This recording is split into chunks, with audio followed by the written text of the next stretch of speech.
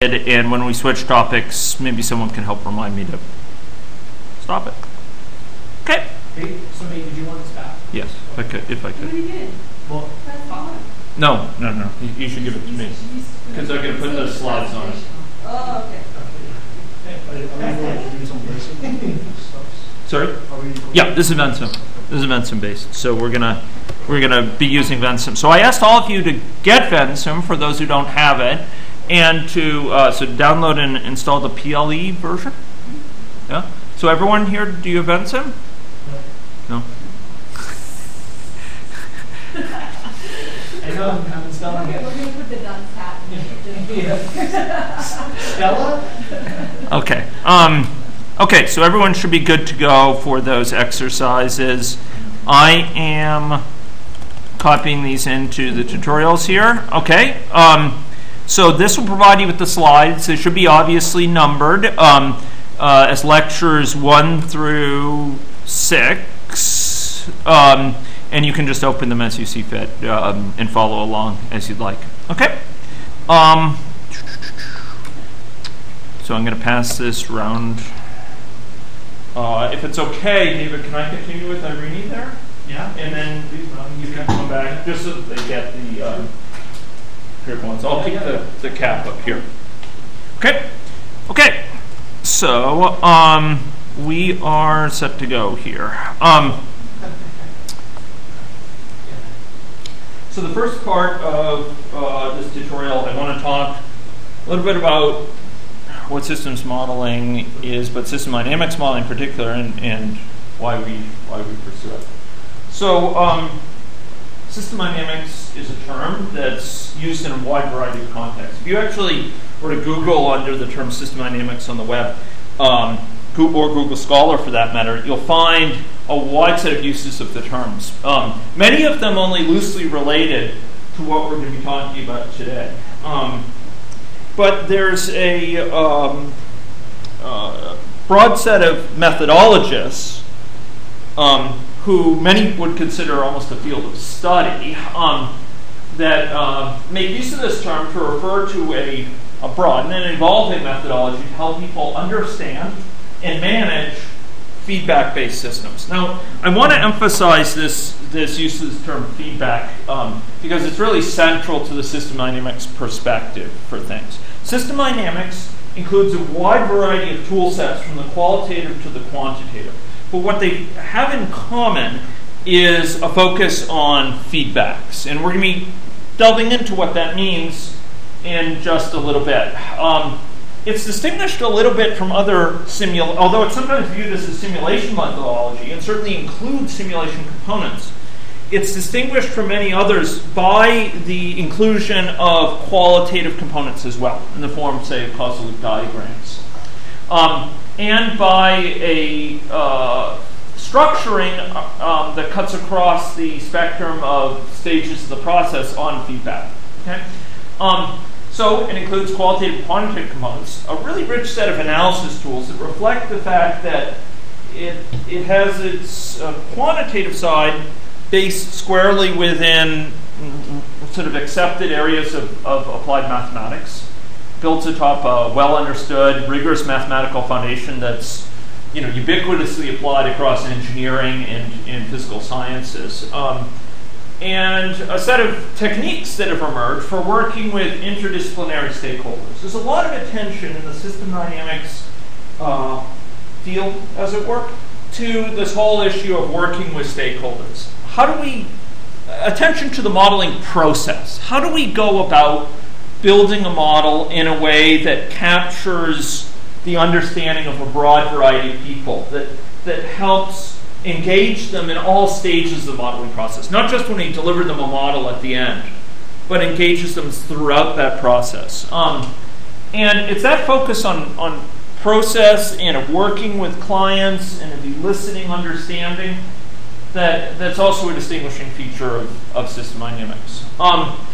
It's also associated with, system dynamics is also distinguished by the use of a really rich set of software, and I call it evolved software. Software that's been around for a while that permits you to focus on what is being described and less on how it is run behind the scenes. So for those of you from computer science background, this refers to declarative techniques for describing models. So instead of requiring a modeler to spend a lot of time in the nitty-gritty of how the simulation is to be run, which is much more common, say, in agent-based modeling or microsimulation modeling, we're describing here a how, and we're describing it graphically in many ways. We're putting in some formulas, and the software is very, very good about taking care of determining how it actually is to be run. And then there's a bunch of techniques that can interface with other areas. So given that this gives some flavor of elements of system dynamics, what's the motivation for this? And it's really assisting with management of complex situations. We're often dealt with a situation where we have a system that's not merely complicated but also complex. It exhibits unexpected responses to our attempts to influence it. It exhibits long delays between when we undertake an action when the results are seen. Counterintuitive behavior. Emergent behavior. Behavior that you wouldn't expect from any given piece of the system, but which emerges from the system as a whole.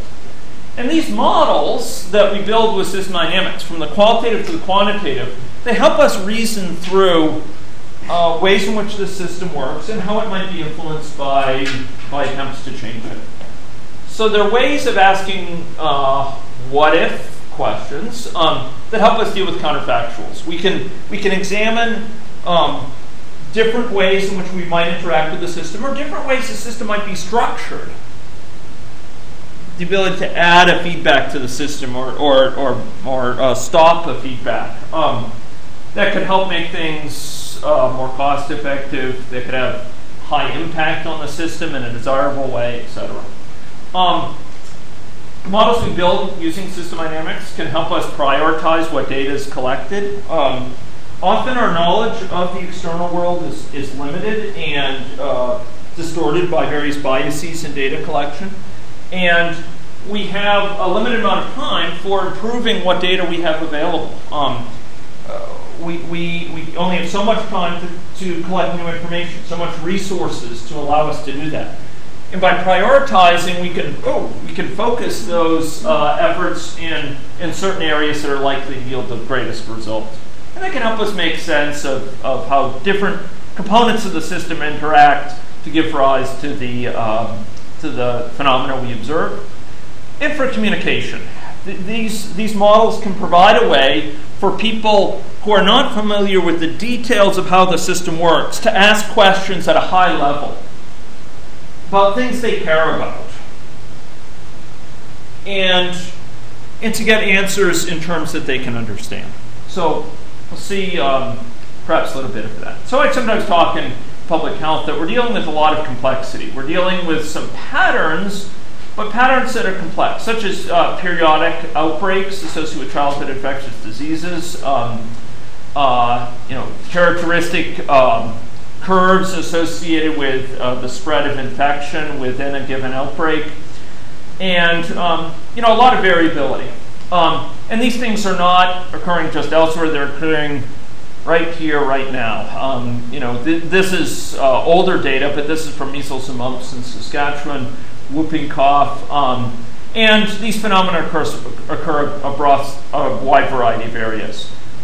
People have noticed cycles, for example, not just in epidemiology, but cycles in natural phenomena, such as hares and lynxes that chase them, such as in the economic sphere, business cycles. This is pulp prices from the U.S. pulp and paper industry, selling pulp for paper making. You see broad variations in prices. And you can also see, very fast rises, just like you do in epidemics early on. A very fast rise here. You can see it in other areas as well. In many ways, the motivation for using these techniques in public health is, as my colleague Bugby Milstein from U.S. Centers for Disease Control describes, in public health, we're seeking to redirect the course of change. we're not merely content observing how things are playing out. We'd actively like to get involved and to try to change things for the better. These are rates that David will recognize for sexually transmitted chlamydia here. And what we see is this rise here. Now, David's gone into quite some details to try to explain these rises, but we're forced to make decisions in the context of data like this. And we need models to help us understand this data, understand what it means in terms of our policies, and to help guide us to inform the policies to be most effective in achieving public good. We do this in a situation where there's a lot of complexities. We have delays.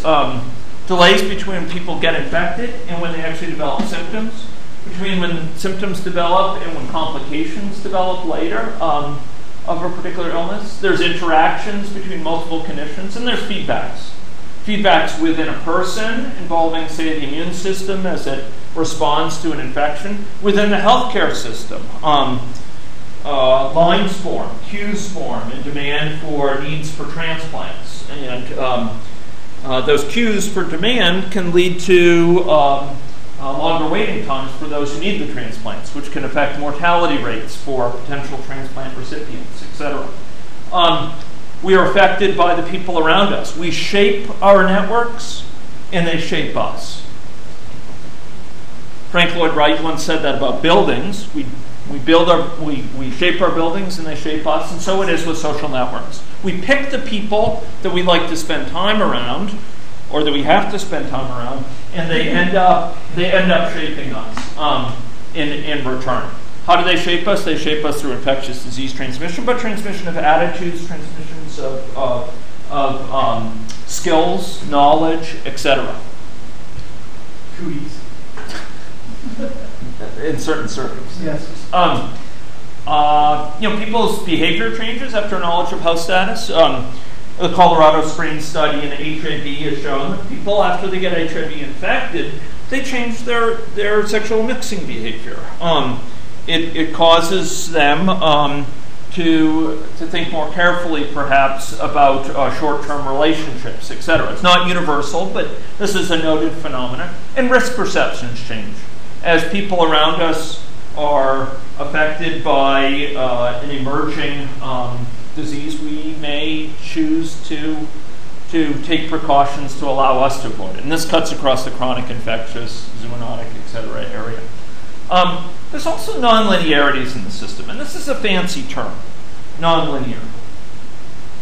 But one of the ways it plays out is that if we have two interventions considered in isolation, A and B, and we consider the benefits secured by following each of those interventions in isolation, the benefits of combining them both together may be either much greater than or much lower than the benefits of each in isolation.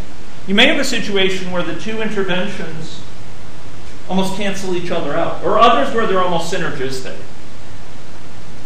And this is one aspect of a nonlinear system. But the general token nonlinear here means that we can't formulate how the system responds to small changes in a bunch of different areas and just reason about the combinations of those in a very straightforward way based on that. We need to examine it for combinations of portfolios of interventions, say. And finally, there's heterogeneity.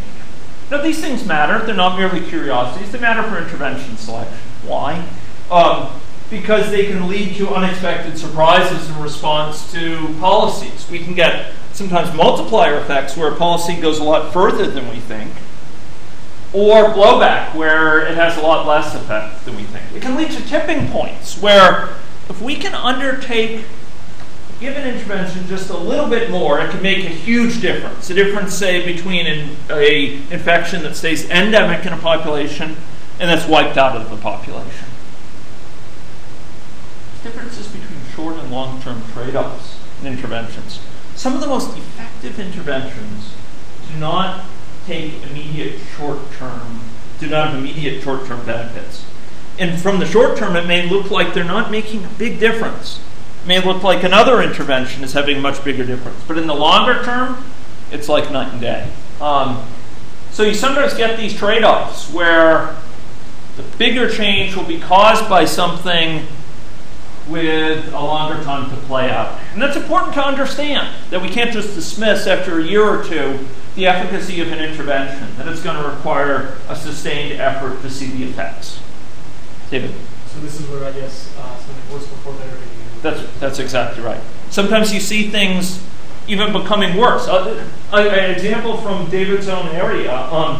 Look, if you're seeking to reduce the burden of chlamydia in Saskatchewan, one thing you might consider doing is going and testing more aggressively for chlamydia. Say involved in screening associated with pregnancy. Or you may do more aggressive screening in high schools. Now, the immediate result of that may look worse in the sense that you're going to get more reported cases. The number of reported cases shoots up. And it may look really daunting, great concern, that the chlamydia rates are going through the roof. But in fact, it's a sign that you're draining the swamp. You're drawing down the number of true cases that are out there. It looks worse. Eventually, those rates may really come down because we've lowered the burden, significantly enough that now we're getting fewer cases. But it will take some time. And understanding that and being able to explain why that initial rise can be very, very helpful. Yeah. Oh, the stick. Yeah. Sorry. There we go.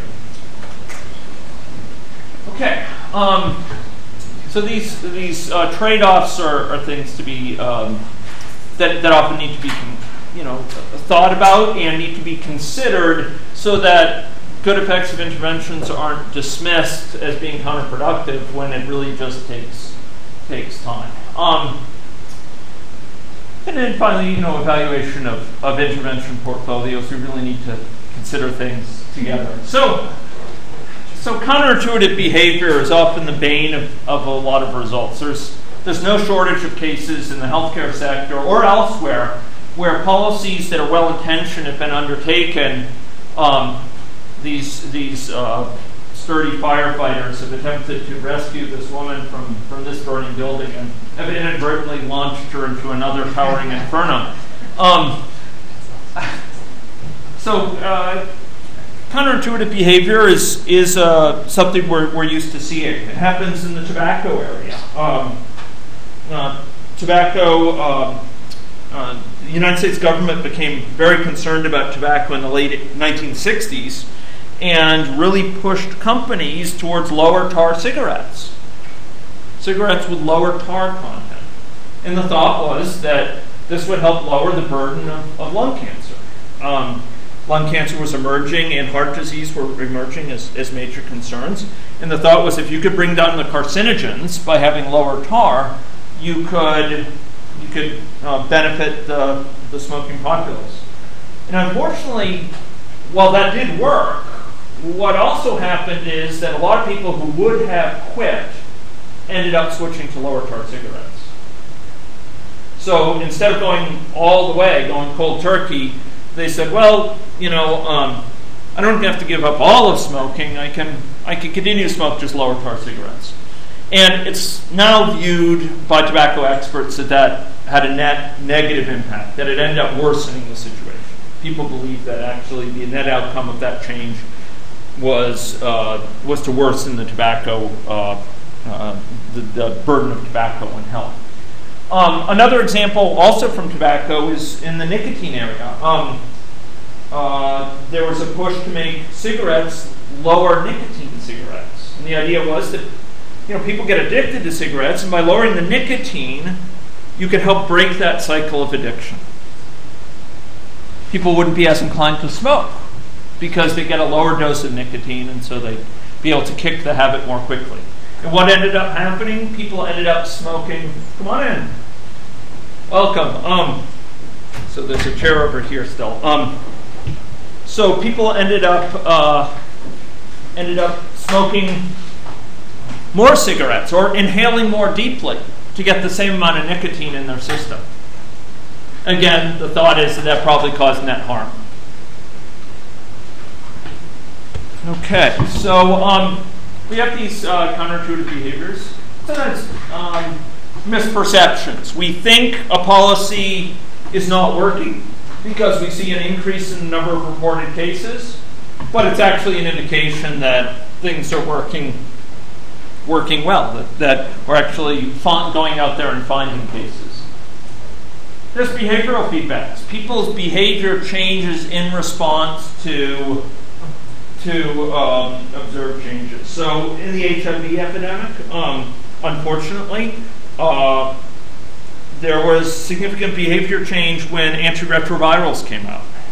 HIV, which had been viewed as a death sentence in previous years, people realized that with antiretrovirals, you could actually live with it, mind you, as a very serious chronic disease for years. And some of the institutions, such as sexual mixing in bathhouses, that had more or less disappeared from the U.S.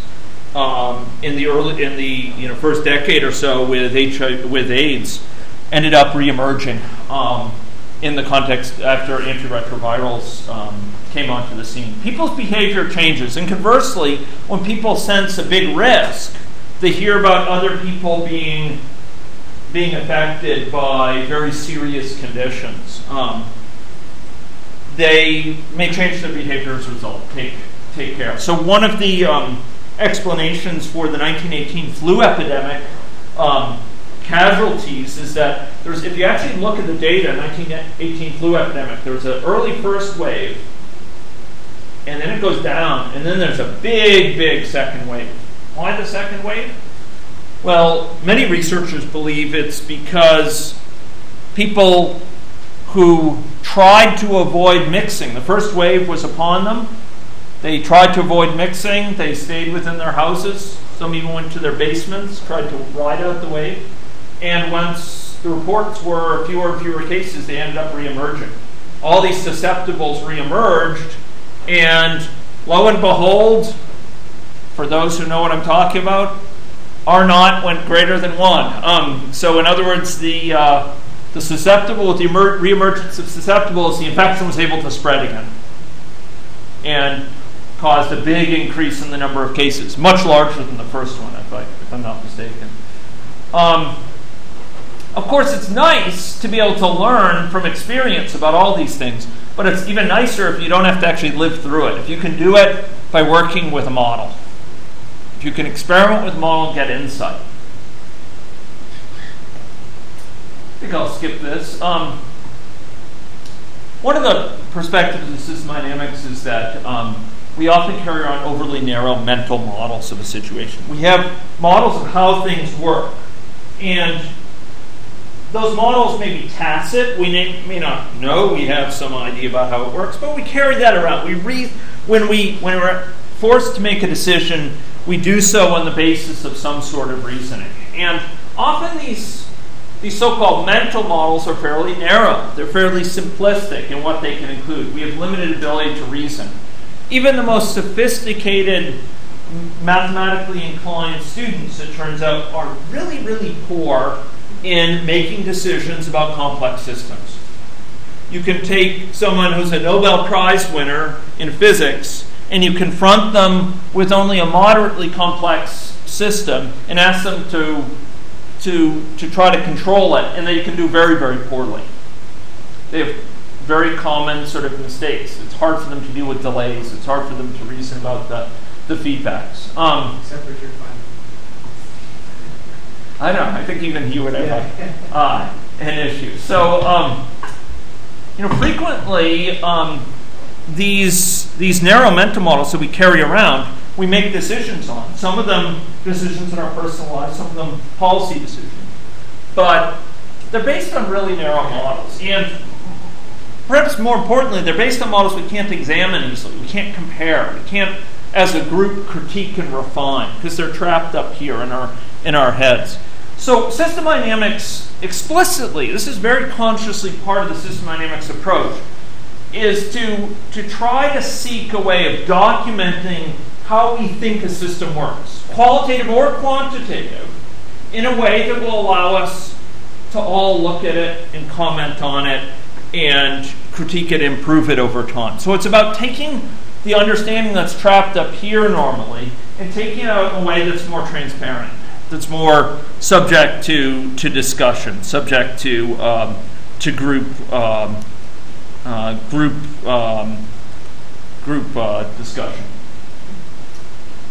So, example of an overly narrow mental model. This Viking ship has staffed its crew in and with a combination of very powerful and not so powerful individuals. These were probably just captured from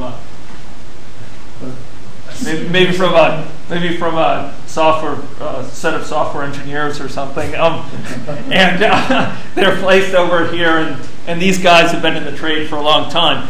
And they line them up, and you would think, well, adding these folks in would help the situation. After all, at least they have some strength. But this is the systems problem. You've arranged all these on this side, all these on this side, and they're just going around in circles, not making any progress. So I mentioned some feedbacks here, and there's many of them if you go look at the slides. So we often are making a decision that ripples around, maybe slow enough that we don't realize it was our original decision. It plays out over a long time until it comes back and whams us in the head. Right? So I think of system dynamics and systems modeling more generally as an attempt to think about the underlying elephant. We're all focused in scientific disciplines on dividing and conquering, on understanding pieces of the system in great detail and great depth. And that's extremely important to understand how the elephant's tail is made up or the elephant's ear. But a lot of discourse is spent arguing about understanding of different pieces of the system. We need some way to piece together the understanding of this part of the system with this ear and that ear in a way that will let us reason about how the elephant as a whole works. Or else we're always going to have only partial understanding. We'll be arguing about whether an elephant is a long, stretchy thing with spiky hair at its end, or is shaped like a large flat surface.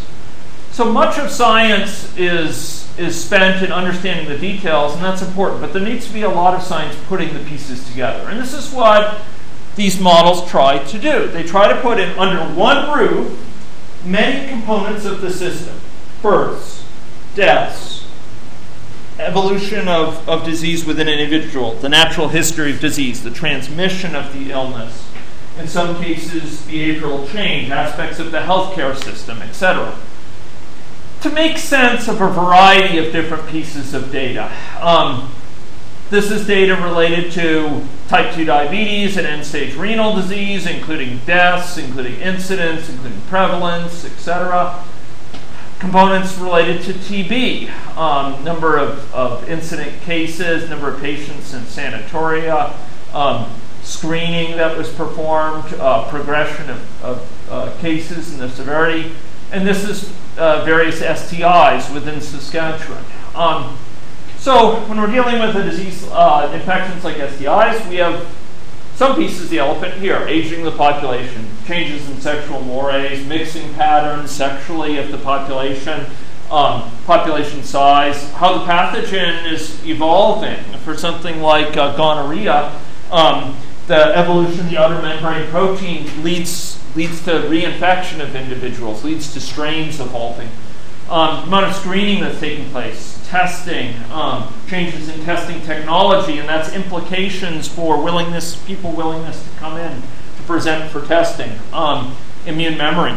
These all start to come into the picture for different STIs. These are all part of the elephant.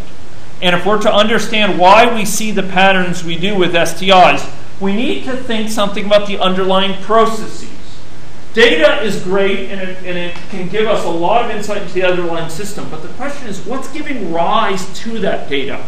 What underlying process of change is out there in the population or for health, for example, in the healthcare system, etc., which is giving rise to the disparate data that we see related to a given phenomenon.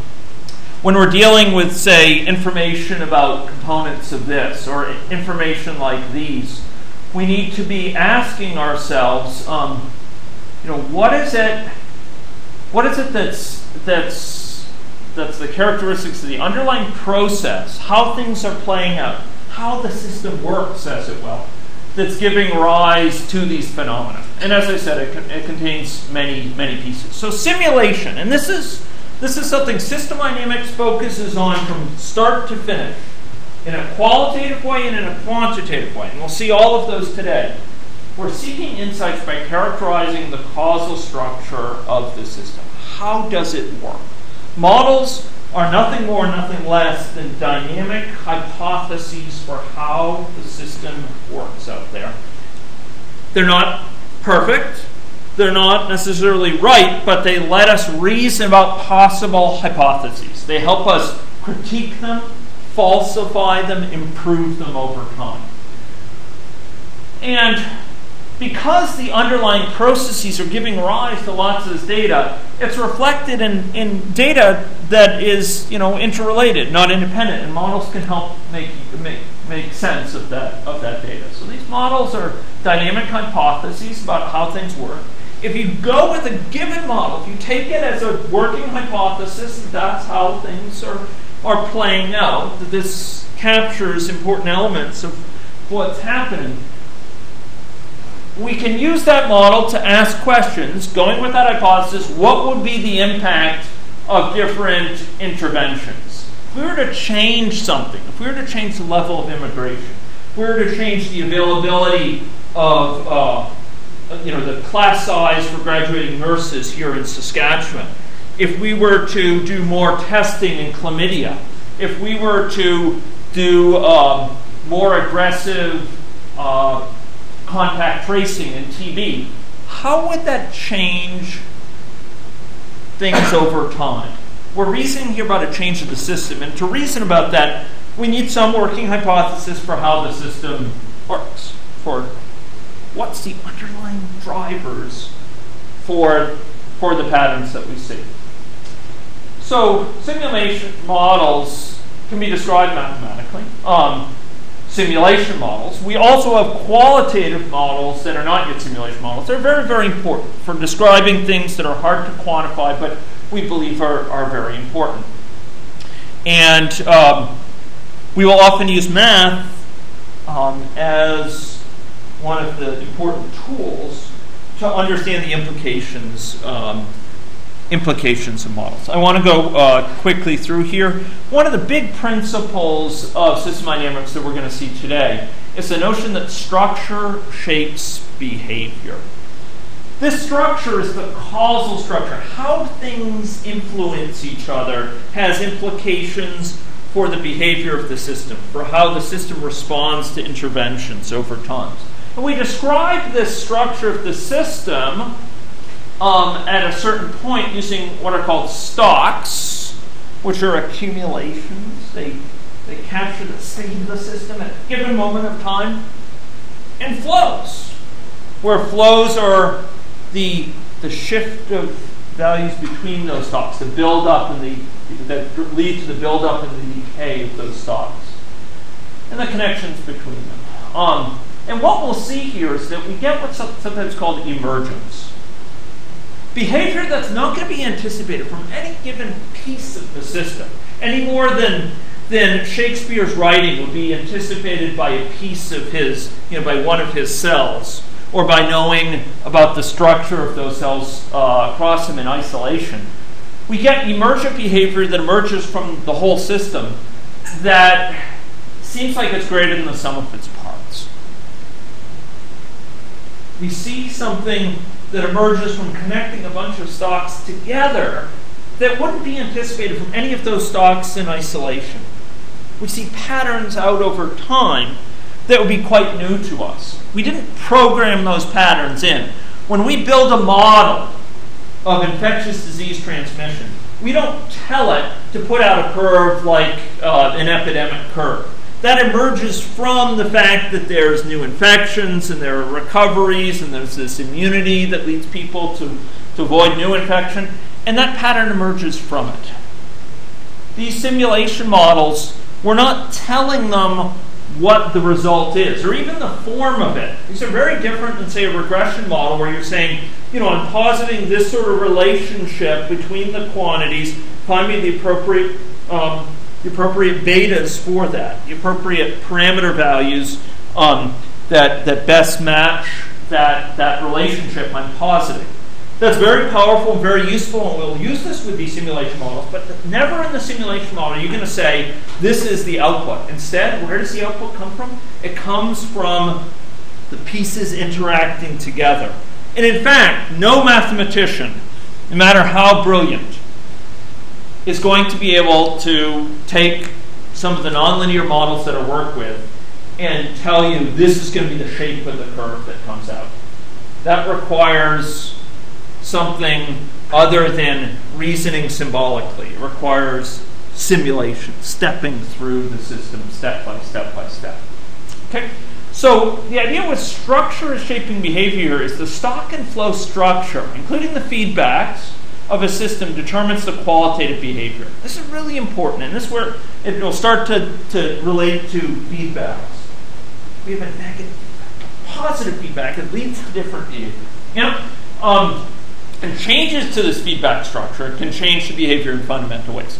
Putting into place feedbacks, cutting feedbacks as they already exist, can lead to big changes in the behavior. We illustrate a diagram like this. These are stocks. These are right here, and then we have flows between them. And we can define additional variables that are sort of convenience variables, say that are sums of stocks, and hitch them together with the arrows indicating what depends on what, and simulate out the results over time. If we have this simulation here, using a fixed recovery delay, and if we add a feedback involving time till treatment, if more people are in line, it takes longer to get treated, we add that in, totally different behavior. Totally different types of behavior. The structure of these feedbacks here versus here, the addition of this feedback leads to this totally different behavior. Okay?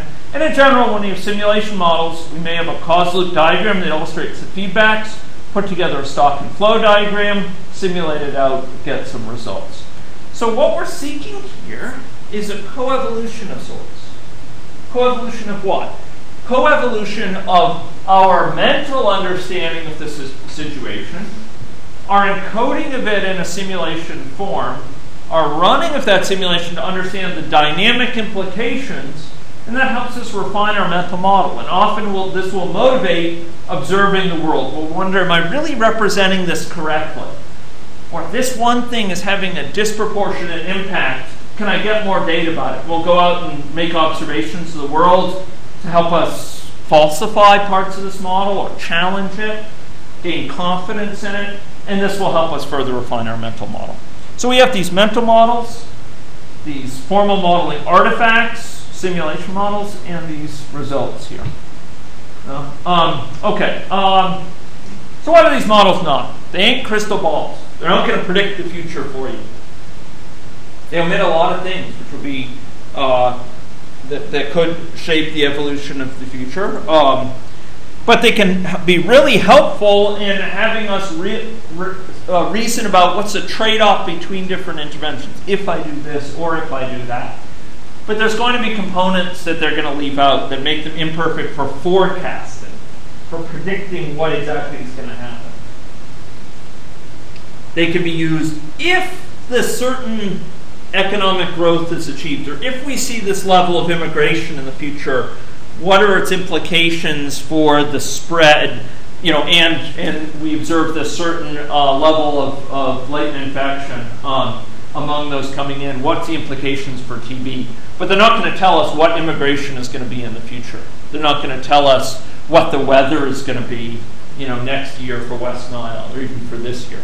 But given a trajectory of weather, or given a immigration trajectory, given this sort of patterns of death rates going forward, we can reason about trade-offs between different interventions. They're not a perfect representation of the real system. They are hypotheses about how the system works. And our hypotheses are flawed, and the models can be flawed. But models let us talk about these hypotheses, critique them, compare them with data, and refine them over time. So these should be working hypotheses for how the system works, not things that are cast in stone. They're not dependent upon complete data. We're never going to have complete data for these models. And the data that we have is often terribly limited in its own ways. It's distorted. It's non-representative. It may be biased in certain ways. So is it appropriate then? Sorry? I said, so that is it appropriate? To use? Yeah. In some cases, it may be so limited that it's not appropriate to use. In other cases, I would say that it's one more thing that you're going to take into account in an evaluating model, but it's not going to provide the final judgment. In other cases, it is really reliable data on certain pieces of the system. Mind you, this is an important difference from models you may have seen in other areas. We are modeling often here some things that are not directly observable. The number of undiagnosed cases of diabetes in the population. The number of asymptomatic cases of gonorrhea. But surely those quantities which we're reasoning about, they have implications for things that are observable. The more asymptomatic cases of gonorrhea we have, it's going to have implications for the spread of gonorrhea that will manifest, among other things, in symptomatic cases of gonorrhea. Undiagnosed cases of diabetes may manifest in early stages of diabetes, may manifest in late stage diagnoses down the road, a couple years down the road, with complications. So there are some things, typically these models will include some things that are not observable. And we will try to match the model, the observable things in the model, to what we know as well as we can, and form hypotheses about those things that are not directly observable. These are certainly not replacements for any sort of analyses. They work hand in glove with certain types of analyses to build the models, and they're not black boxes for decision making. You're not going to run the model and it will say, do this, and it's not going to just say, I just did this for you. It's going to give you, it'll let you explore choices. It will let you reason about trade-offs. It might even point you to choices that look the best given the criteria you've given to it. But it's not going to say, this is what you must do. They're not black boxes. Okay, so key take-home messages from this little introduction. Number one, models express dynamic hypotheses about how the system works, the phenomena that underlies the observed behavior. Point one. Number two, they help understanding how diverse pieces of the system work together to give rise to the phenomena we see. Or helps reason about how they may be working together to give rise to it. System dynamics focuses on feedbacks as the fundamental shapers of dynamics. We're going to see this feedback emphasis going to just cut through all layers of system dynamics analysis, from the qualitative to the quantitative. Models are specific to a purpose. We're not building the perfect model of Saskatchewan, because the only perfect model of Saskatchewan is Saskatchewan. We're not going to be, just like we don't seek a perfect map of Saskatoon that has every tree and every anthill and every blade of grass on it when we want to drive across Saskatoon. We're not seeking a perfect model. We seek a map to drive across Saskatoon. It's a driving map. It abstracts away from a lot of details.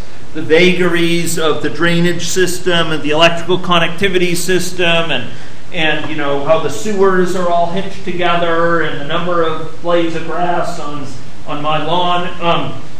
But it provides me with some useful information, which is how streets are connected, and which are the big roads, and which are the small roads, and what's their names. And I use that to get across Saskatoon. If I were a hydrological engineer and I were wondering about how why this rain is causing flooding in some people's basements, I would make use of a hydrological map. It abstracts. Sorry? Or And maybe I reflect my limited knowledge of that area. So we would use different maps for different purposes, and so it is with models. Models are specific to a purpose. We use the purpose as a logical knife to cut away unnecessary complexity. Now, that's not always easy, because sometimes it's hard to say, well, do I really want to cut this away, because it may be relevant. And so there's always choices there, and it's not trivial, but we need to cut away details or we'll never finish building a model. We're never finished getting to the point where we can use it to good effect, actually make benefit from it. So system dynamics includes qualitative and quantitative components, and they admit to formal reasoning and analysis. Okay, I want to follow this with just, and this is just going to be a very brief thing because of the limitations of time here. Oops. But I'm going to go and look at the at the stages of the modeling process, and we will then break after that and continue on to. Oops, sorry. There we go. And this is tutorials. And we are going to be on overview of modeling process. This will be very quick compared to this last lecture. Okay, so slideshow from beginning. Here we go. Okay, so modeling process is best conducted with an interdisciplinary team, and it's an ongoing process of refinement. And it's really ideal if it can be combined with modeling, intervention, implementation, and data collection. If you can actually observe the results of interventions planned with the model and cross-check the results with what's anticipated, you can really refine it. And if you can collect more data in response to questions that come up with modeling, it's really valuable. I want to emphasize here, this is a big emphasis of system dynamics. It sets it apart from a lot of other disciplines. It's often the modeling process itself, not the final model that results, not the final simulation artifact that I can give you can run. That may have a lot of value, but what's often more valuable is the reflection that takes place when building that model. What is it we know? What is it we don't know? How could this be working? Is it possible that this is an alternative explanation for this data? It's that reflection as a group that often can offer the greatest value. More so than the model itself. Okay, so what are the stages? And again, we're going to hit this really quickly. But the first stage, we conceptualize a problem. We select the boundary of the model that we're willing to work with for now, and we're trying to explain something. We're trying to often explain certain patterns we see or answer a particular question of some sort. And that question may be organized around an intervention. It may be, the impact of an intervention, or it may be an interpretation of some data we've seen. What is it in the underlying system that explains this data? Could it be this? Could it be that? We then go through a qualitative problem mapping where we make use of causal diagrams and/or stock and flow diagrams, combinations thereof, to map out a preliminary understanding of the pieces of the system and their interaction, how they might be interacting. Okay, we move on to a stock and flow diagram, and we start to specify in concrete terms, using formulas, how one piece of the model influences another. How is infection spread affected by the number of people out there who have the infection right now? How does that influence the rate at which new people get infected, for example? How does that influence, if at all, the risk-taking behavior of those in the population? So here we're specifying these quantitative relations, and we're specifying parameter values. We're collecting information, we're getting estimates for particular things, say mixing behavior of the population.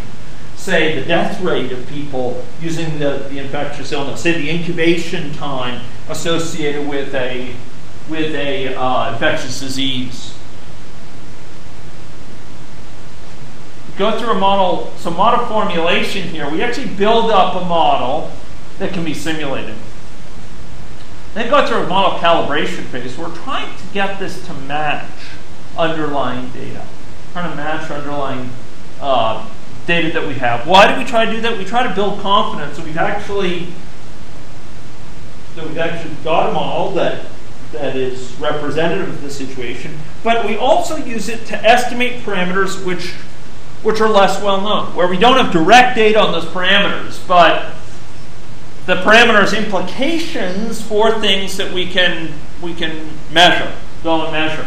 And so we might hypothesize if this model structure is up to snuff, if this is a good model, appropriate model structure for our needs, if this fairly well describes how things play out, this parameter must have this certain value because it yields results consistent across a variety of time series. It matches up very well with the data we actually have. Okay. We then go through often forms of model testing, parameter sensitivity analysis. We see how the model responds to changes in parameters. Cross-validation is a really sort of admirable thing that you can do where you take some data you didn't calibrate it to and you see if the model predicts it correctly. And if so, it adds to your confidence in the model because you haven't built that assumption into the model. You've told it about a certain amount of things, but not others, and it's predicted those other things. So this can be very effective technique. Unit checking, you're certainly going to want to do, although you might do it earlier. Robustness checking, making sure that for a wide range of parameter values, it's actually responding well. And you can, once you've built confidence about a model, you can use it for some policy evaluation, investigating alternative scenarios, asking what-if questions that involve policies or that involve different assumptions about future values of things you don't control, temperature, the economic growth of the country, oil prices, what have you. And then you may want to translate this into an environment that's accessible by embedding it, say, in a microworld or a flight simulator to allow people to use it who don't want to see anything about the underlying model, but can use it to ask questions. I've got a question. Yes? So, regarding the group model building, yes. Is that only through the problem conceptualization and qualitative problem mapping, or it's actually through the entire stage? It's a good question, and this is not my area of expertise, but there are components that interact. Okay, so all through here, you're going to have interactions with a broad group. This group model building is most active when you're actually structuring the model. What's in the model? What are its components? It's most active in the early phases. However, you're going to be going back often to a group, to a stakeholder group, with descriptions of the models in these later phases. And even in this phase here, you're building interfaces which are specifically to be used by non-modelers, which are to be used for those outside the team. So you define the group as stakeholders and modelers, or between modeler and modelers? No, this would be done with stakeholders typically. So a group model building exercise is often undertaken. So look, I mean, a modeler is not particularly in a privileged position on a team because they know about a certain set of things. And they know a lot about, modeling software and modeling process, perhaps, and processes that you can use at different stages of the modeling process. But they are dependent, and sometimes wholly dependent, for the success of their models on people who are experts in the domain area. So if I want to build a model of, a model that helps me understand the trade-offs between interventions related to HPV, or related to gonorrhea. I need to talk with someone who knows a lot about gonorrhea. I need to talk with people who know, people who who are real experts and potentially in multiple aspects. I mean, speaking as putting on for a computer science hat myself, I know a lot of my computer science colleagues would probably be surprised at the diversity of knowledge out there in the health arena. It's not the case that every person with health science background has interchangeable knowledge. Because there's people who are going to know a ton about diagnostic testing for gonorrhea and how that's changed over the years. So there's going to be some who are like experts in contact tracing for gonorrhea, right. Some who are experts in treatment of gonorrhea and its efficacy, some are experts in the cost side of the treatment, and a really effective modeling team will bring together people from a wide variety of backgrounds. Right. So it's the group communication would really happens between people with different backgrounds, like yep. modelers and stakeholders. Yep. That's right. But I have that insight in my mind that the communication might be happens between every people in the team having this mental model. Yeah. They might be, which is constantly updated across different stages. One, for example, the model formation may provide some more feedbacks to the mental model that I have built in my mind, and probably find myself missing something. That's right. So I'm not sure whether you working with UI in the class that you probably having different structures of the mental model that you mind, or basically going through the papers, or so I thought that mental model would be the hub for this team-based communication that we fight. We fight. Okay.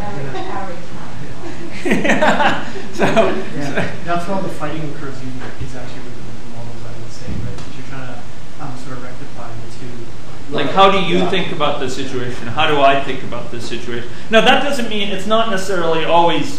Look, they've survived, right? Can you show us? Hold up your hands. You're not missing any fingers, right?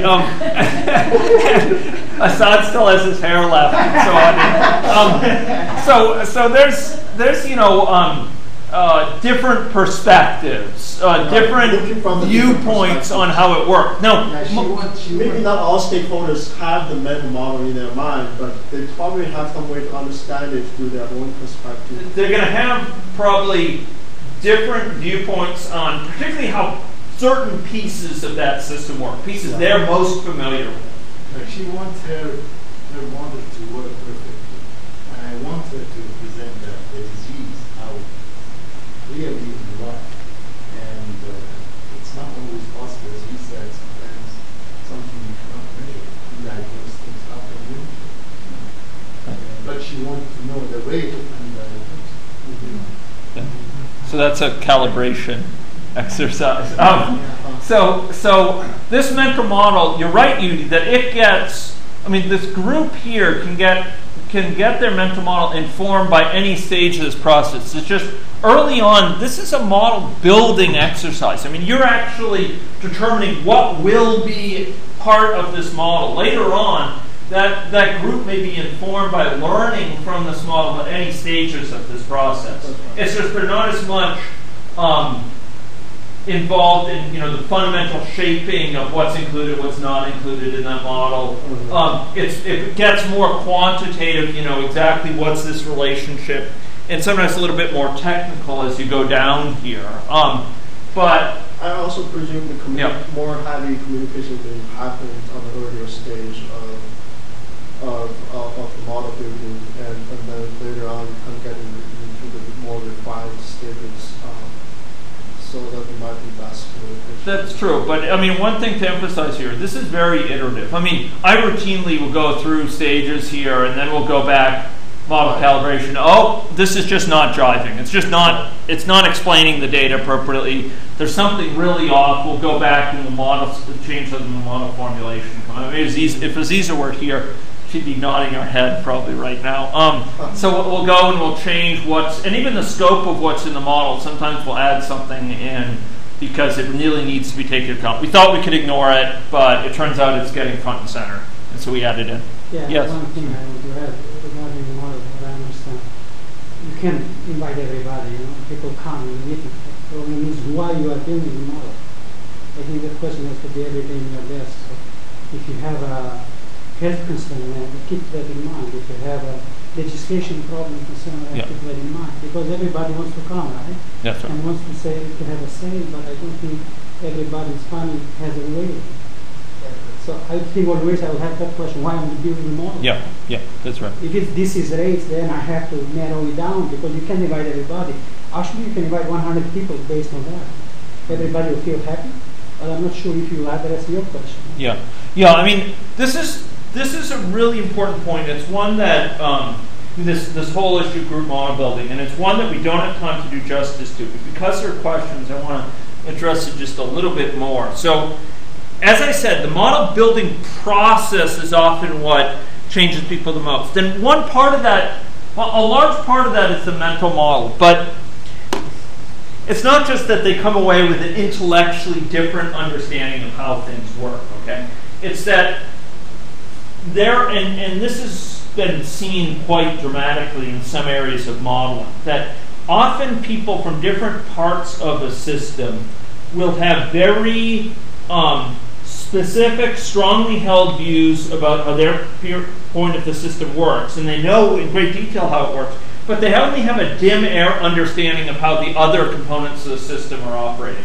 Like what people, you take a company, what people in other areas of the company are really working on, why it's important, why their work affects mine, etc.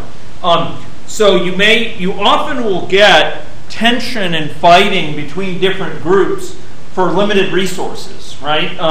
So we saw that. So back when some of you may not even have, well, you probably so small. So in the mid '90s, I was running a system dynamics modeling company, and one of our clients was the University System of Houston, which has a couple of campuses in the Houston, Texas area, and they had been involved in a struggle with the secondary school system for money from the legislature. So they would tussle over education funding. So the university system wanted the money, and they were unhappy when the school system got the money, and so on. And basically, once we built a model together with them, they realized, and I know this sounds silly because it seems obvious, but again, people get trapped in this tunnel vision of being in this part, and this little part of existence is the world to them. They've been thinking of themselves in the school system as in tension and competition, but then they realize that the students they have are hugely affected by the school system. And if the school system is starved for funds, it's going to lead to burdens being put on the university, because the school system won't be able to train students in the basics of, pick your area.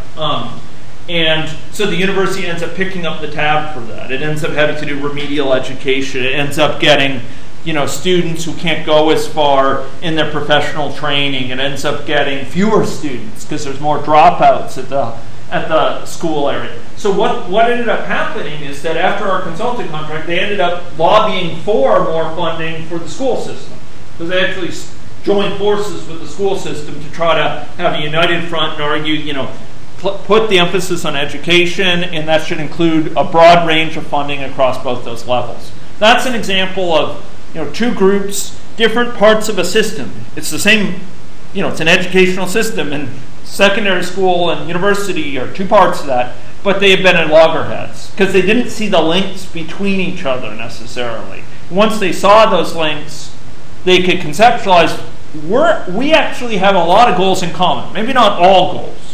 Maybe there are certain things that I want that you don't want, but there's enough in common that I really want certain goals of yours met, and I will help try to make that happen, right?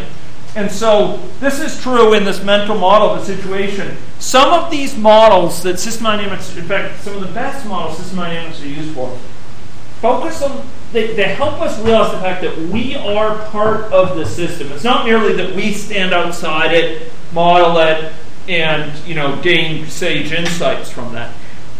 The person doing the modeling is part of it, and it changes how they relate to different parts of the system. The ways in which they prioritize their activities, the feedbacks of information that they put into place. they realize they're part of the system, and to make their system more effective, they need to work more closely with these other people, or they need to link up these groups that have been fragmented, that have been working at cross purposes. Because all too often we have a system that's supposed to achieve some goal, but the different pieces of it, they're working at cross purposes. They're not working together. They're in tension.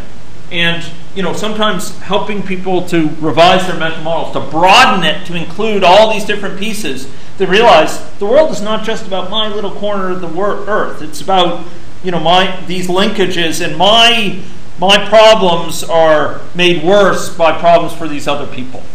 Yeah. Okay. Enough of that. Anyway, we don't have time to go through this, but suffice it to say, there's many stages of the process. In today's discussions, we're going to look at qualitative problem mapping, model formulation, and we're going to be certainly looking at a little bit of models over here for policy evaluation. These areas will be left for some other exercise. Okay? Okay, so time for a break, health break. Who's coming with me to the art spot? We're caffeinated beverages. I do. You can sit